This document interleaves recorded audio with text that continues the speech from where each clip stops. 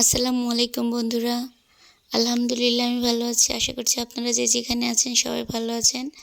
Sharmi's diary ব্লগে নতুন আরও একটি ভিডিও নিয়ে আমি চলে আসলাম। তো আজকে আমার মেয়েকে দিয়ে কাজ শেখানো হচ্ছে। তো আমার মেয়ের অনেক শখ হয়েছে রান্না করবে। সে অনেক করে রিকোয়েস্ট করছিল যে আজকে নাকি সে আমার মতো কাজ করবে, মানে আমি যা যা করি সেই কাজগুলো সে করবে। তো পেঁয়াজ কাটা থেকে শুরু করে মরিচ কাটা সব কিছুই সে নিজে হাতে করেছে। তা আমি যতটুকু সাহায্য করেছি, মাছটাকে ভালোভাবে ধুয়ে দিয়েছি, কারণ মাছটাও ধুতে পারছিল না। তারপরেও রাগ করেছে আমি কেন মাছটা ধুয়ে দিলাম, কিন্তু ওর মতো করে মাছ ধোয়া তো আর খাওয়া যাবে না, ও তো ছোটো মানুষ। তো তারপর দেখি কাছে বসেছিলাম, ভিডিও করলাম আর সব কিছু দেখিয়ে দিচ্ছিলাম। সে নিজের মতো করে রান্না করছিল। তো এখন মাছগুলোকে লবণ, হলুদ আর মরিচ দিয়ে মাখিয়ে নিল। এখন সে মাছগুলোকে ভেজে নিবে পণ্ডিত। আর আজকের ওয়েদারটা খুবই ঠান্ডা, মানে অনেক ঠান্ডা। আজকের ওয়েদারটা মনে হচ্ছে না যে রোদ উঠবে, দিনটা খুবই খারাপ আকাশের আবহাওয়াটা।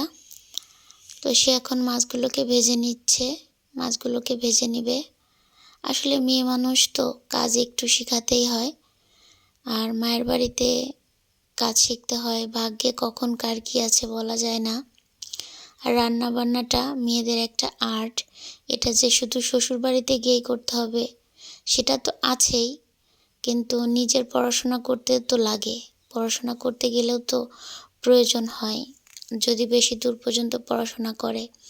কারণ নিজেকে হোস্টেলে থাকতে গেলে নিজেকে রান্না করেই খেতে হবে।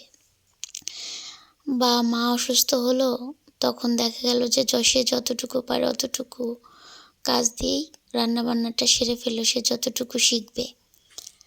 তো আলহামদুলিল্লাহ আমার মেয়ে যতটুকু কাজ পারে, এতটুকু বয়সে আমি তাতেই শুকরিয়া আদায় করি। কিন্তু আরও কাজ শেখাতে হবে, শিখতে হবে। আর শেখার আগ্রহটা অনেক কিছু। তো আমার মেয়ের অনেক শেখার আগ্রহটা আছে আলহামদুলিল্লাহ। কারণ ইউটিউব দেখে সে নিজেই, যদিও আমার কিছুটা মশলাপাতি নষ্ট হয়, কিন্তু সে ট্রাই করে সব কিছু শেখার জন্য। তো যা হোক, ওই মোটা পেঁয়াজগুলোকেই সে তেলের মধ্যে দিয়ে ভেজে নিয়েছে। ভেজে নিয়ে কাঁচামরিচগুলোকেও ভেজে নিয়েছে। ঝালটা যদিও একটু বেশি হবে, কিন্তু কিছু করার নেই, কারণ মেয়ে রান্না করেছে। তো তারপরে পরিমাণ মতো সব মশলা দিল, আর কিছুটা পেঁয়াজ বাটা, জিরা বাটা দিয়ে দিল। এখন সবজিগুলোকে দিয়ে দিচ্ছে। তরকারিটাকে সুন্দর করে কষিয়ে নিবে। তো তাকে দেখিয়ে দেওয়া হচ্ছে। তো হলুদটা কিছুটা পরিমাণ বেশি হয়েছে, তো এখন একটু সামান্য পানিও দিয়ে দিচ্ছে যেন মূলা আর আলুটা সিদ্ধ হয়ে যায়, তো ভালোভাবে কষিয়ে নেওয়ার জন্য। তো সুন্দর করে কষানো হয়ে গিয়েছে বেশ কিছুটা সময় পরে। তো এখন তরকারিটার মধ্যে ঝোল দিয়ে দিচ্ছে। তো আমার মেয়ে আজকে সুন্দর করেই রান্না করছে, পাক্কা গিন্নির মতো। তো আমার মেয়ের ভিডিওটা যদি আপনাদের কাছে ভালো লাগে, তাহলে অবশ্যই লাইক, কমেন্ট এবং সাবস্ক্রাইব করে আমাকে অনেক দূর পর্যন্ত এগিয়ে নিয়ে যাবেন। আর ভিডিওতে যদি ভুল ভ্রান্তি হয় তাহলে অবশ্যই ক্ষমার দৃষ্টিতে দেখবেন। তো এই যে মাছ তরকারিটা বলক আসার আগেই মাছটা দিয়ে দিয়েছিল।